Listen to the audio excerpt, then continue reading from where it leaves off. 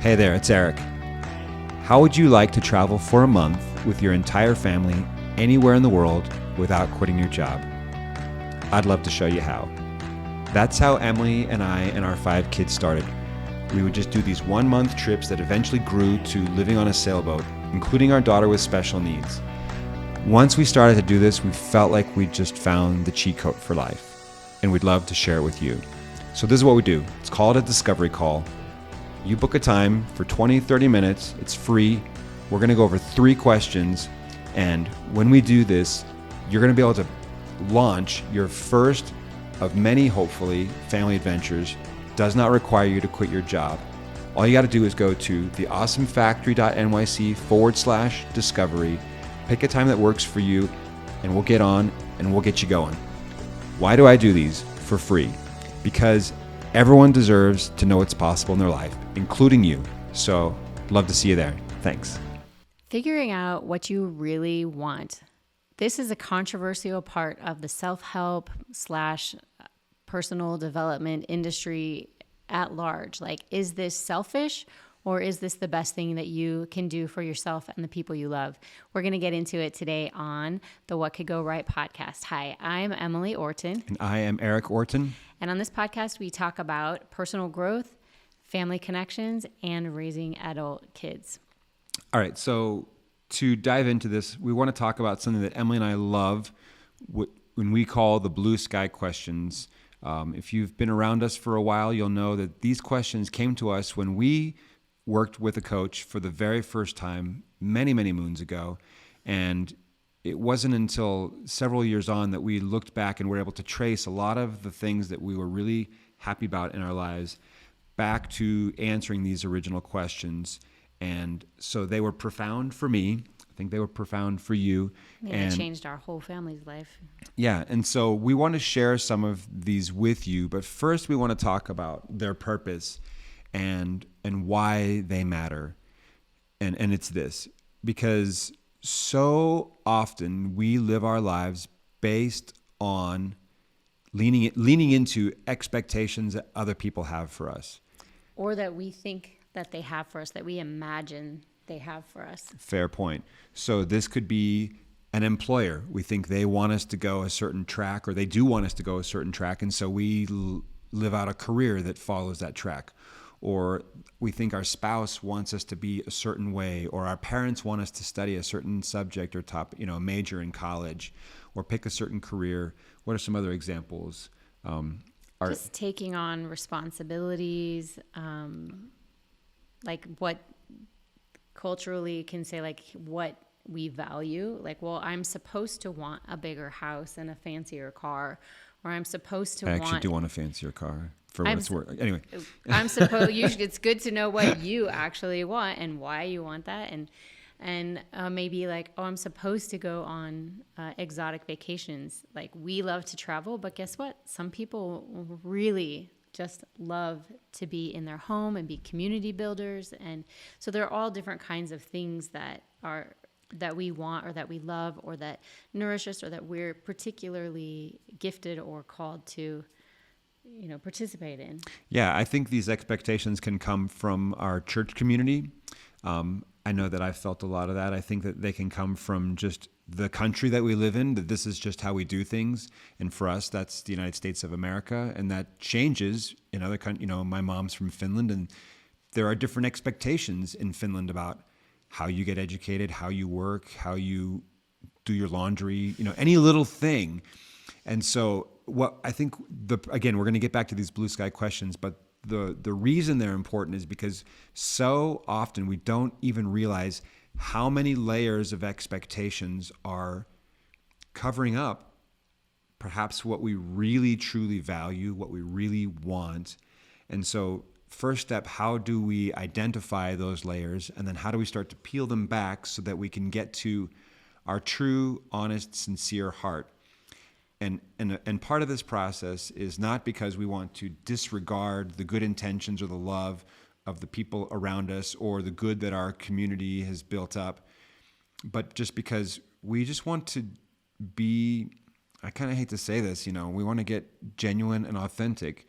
And And if we can do that, then we can come and connect with our family, our spouse, our community, our church, our church, our coworkers. We can actually connect and contribute in a better, more energized, authentic way if we know who we really are. And so the goal is to actually engage more meaningfully, not cut ourselves off. You were going to say something. I really like what you were saying, all of that stuff. I will push back a little bit on the word authentic, because just making sure we're all talking about the same thing. So many times that word is used to mean however I feel right now. That's whether true. it's being like rude or whatever. And feelings, those come and go, and they're a little ephemeral to count on as a source of identity. But I like the way Seth Godin talks about it. He's a New York Times bestseller many, many times over thinker. And he talks about it as being like who we choose to be.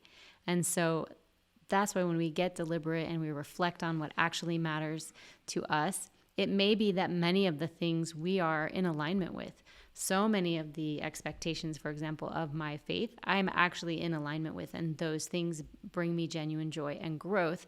And so that's fine. But what I don't want to do is just automatically be like, well, whatever you say, that's, exactly what I'm going to do.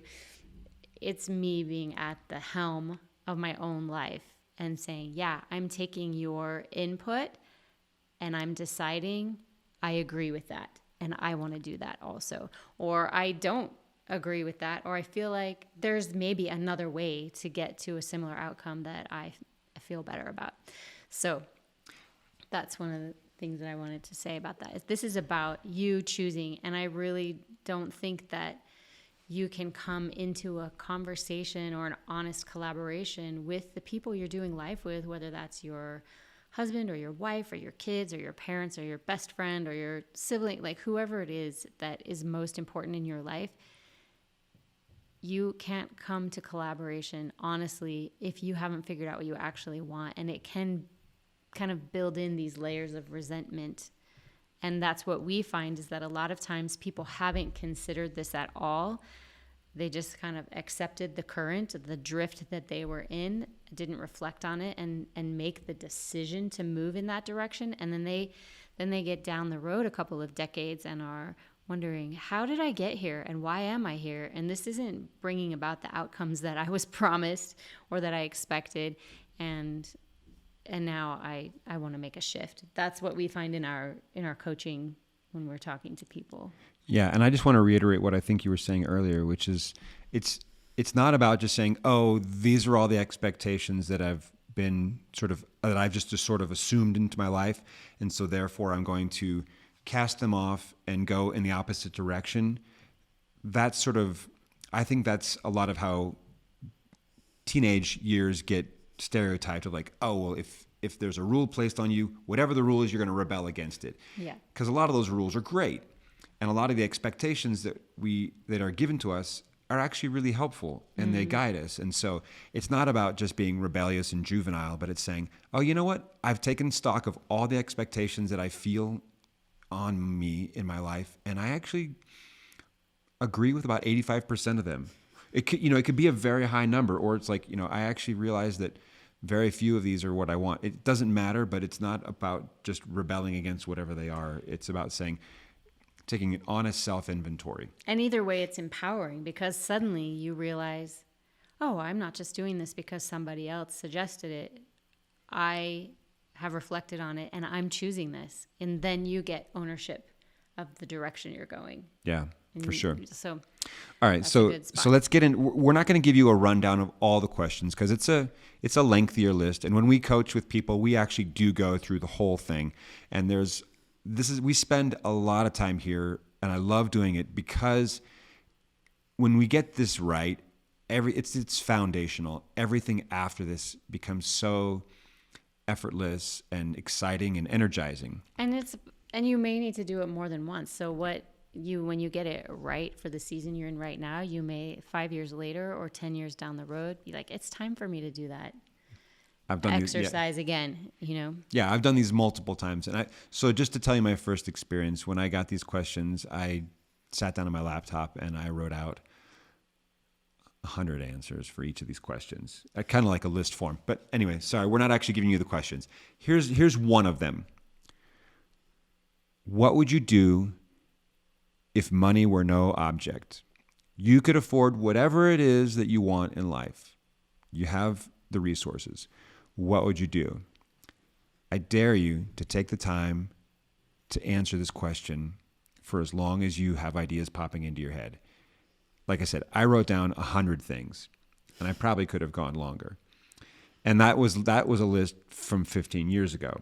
I wouldn't write the same list now. But it's done a lot of those things now. Well, because a lot of them have been crossed off, which is crazy.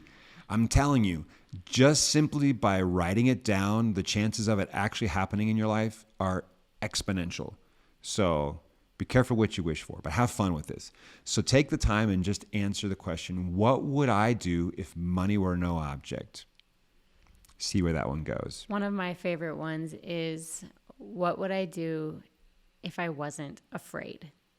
And that fear can have any different flavor you like, whether it's insecurity or whatever it might be. If I wasn't afraid, what would I do? And for me, I had a great experience with this. And Eric and I were learning how to sail. We did not know how to sail, but we were taking a class, and we were on a really big boat. And I was so anxious because prior to this, not only did I not know how to sail, but I was afraid of deep water. I was afraid of the deep end of the swimming pool. I didn't swim in lakes. I didn't go in the ocean. I was 35 years old, and I was pretty happy with that situation. But on this trip, I had been left behind once already while everyone else went snorkeling, and this was now the second time it was happening, and I just finally decided, I'm just going to try getting in the water and see what happens. It's basically like kicking the tires on my fear. And I was so surprised because while I was scared for the first several minutes, and that adrenaline kind of fueled my speed in swimming to meet up with the group, once I got to the reef and I saw the fish and I was just so enchanted by this underwater world, I forgot about my fears. And this fear that I thought was so powerful actually just melted away. And it changed my relationship to fear. And now that I'm not afraid, I go in the deep end of the swimming pool. I love to swim. I got scuba certified, and I am not a great surfer, but I love to paddle out, and I'm learning how to catch waves, and occasionally I can even stand up on the board, and I just think it's so engaging and so much fun. And that is one of the things that would have probably gone on my list. Like, I was so afraid of deep water that I never even considered any of those options. But if I wasn't afraid, and I am now living some of those things, that because the fear is not an obstacle for me anymore. So that's one of my favorite questions on the list. So yeah, take the time to answer that question. What would I do if I wasn't afraid? And take stock of what, and the fear might be, well, I'm afraid I wouldn't be able to pay for that. Or I'm afraid that if I did that, my spouse would think I was silly, or my parents would disapprove, or whatever it is. And we're not talking about like going out and just picking scandalous, terrible, degenerate behavior. But, what are things that would be truly inspiring, truly energizing, that you just feel reluctant to do because some fear, the fear of failure, perhaps, is what's holding you back. And when you just say, all that fear is off the table for now, what would it be? So that's one. Yeah, I think those are two great ones, especially in the United States. Like, those are some of our big ones, and especially in this digital world where everybody's watching everybody. I mean, each of these are so have been so influential in my life, but I'll share one more, which is, what would you do if you knew you would succeed? A lot of people say, well, I don't want to start a business because the percentages of businesses that fail, or I don't want to pursue, I don't want to be an author. I don't want to pursue music because the odds of that working out are so low, and you would decide to do something a little bit more conservative, or more, statistically more likely to happen. I'm asking you to set the statistics aside for whatever it is that you want to do. Just assume that the number is 100%. If you attempt this thing, it's 100% certain that it will happen. It's really hard to let your brain go there because we automatically start to talk about all the reasons it won't work out. We come up with what could go wrong. I get that. We're just asking, it's a game. It truly is a game to let your head go to a place and just say, assume that the percentage or likelihood for success is 100%. If you knew you would succeed, what would you do? I dare you to write out the answers to that question. It's challenging, but it's super fun. Yeah, so each of these questions is actually designed to try to peel away some of those different layers of expectation or self-filtering that we might subconsciously have in place. And so they each kind of come at it from a different angle, and these are 3 of the favorites that I will share with you today. I just want to a couple of examples because I've been on some discovery calls with people lately, and they've been sharing with me some of the things that hold them back. So a discovery call is when you schedule an appointment with us and we talk about what maybe some of your answers are to these questions, and we're kind of pros at possibility. We can help you see what's actually possible and encourage you to make those things happen.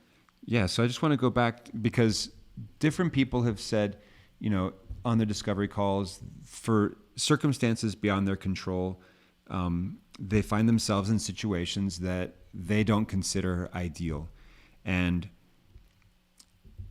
their siblings have put expectations on them, or their parents, or their lack of parents, for I don't know how else to say that, have put expectations on them. And so these are very real. These pressures and these constraints that we put on ourselves, I know where they come from because we talk with people on the regular that are experiencing them. And so in addressing that, I'm not trying to make light of them. It's because they're so prevalent, they're so pervasive, and they're so powerful. That's why sometimes we need help getting out of them. We need somebody with an outside perspective to help us see it for what it is because we're so trapped in our own little, in our own perspective. And so if you have these things in your life, don't feel guilty about them. Don't feel ashamed about them. There's nothing wrong with having them. We all just need some help getting out from underneath them, and we love to do it. We love to do it. It fills us up. Yeah, we like to make this safe space to come and show your cards and say what are you really thinking, because we have had the opportunity to make some of our quote unquote crazy dreams actually come true individually and as a whole family. And we've seen how it's just opened up our life to be more, it just feels like we're more at liberty to pursue opportunities or to say, oh, we could try that because we could actually do that. And it's been a great example for our kids because they are now pursuing that same course of action where they are peeling back the layers and saying, oh, I can at least check it out. I can at least try it. I can at least click on get more information or go to the place or ask a question. I'm not going to stop myself from pursuing this idea before I even look into it and begin. And so we want that for you. We're seeing people do things they're really happy about in their lives. So we were originally talking about getting to know what it is that you personally want so that you can come to collaboration from a more honest place. So these questions are definitely, for us, have been the most powerful way to go about that. You answer them privately, and then if you're in relationship, if you're in a marriage, you can your spouse could do the exact same thing. And then when you come together, you can share what each of your dreams are. And we're going to talk about that because oftentimes they overlap and oftentimes they don't. And the ones that overlap, that's a little bit easier. If they don't, we're going to talk about that in our next episode. So tune in for that. But just take away this. What would you do if money were no object? What would you do if you weren't afraid? What would you do if you knew you would succeed? I encourage you to answer these questions. There's more, but that's a good place to start. And just know that when you're able to get in touch with the things that really matter to you, you're going to show up better in your relationship with yourself, with your spouse, with your kids, and everybody else in your life, because you're going to be coming from a better place that's going to help you connect more closely with them. So thank you for listening. What could go right? Talk to you again soon. Hey there, it's Eric. So this is what we do. It's called a discovery call. You book a time for 20, 30 minutes. It's free. We're going to go over 3 questions. And when we do this, you're going to be able to launch your first of many, hopefully, family adventures. Does not require you to quit your job. All you got to do is go to theawesomefactory.nyc/discovery, pick a time that works for you, and we'll get on and we'll get you going. Because everyone deserves to know what's possible in their life, including you. So, love to see you there.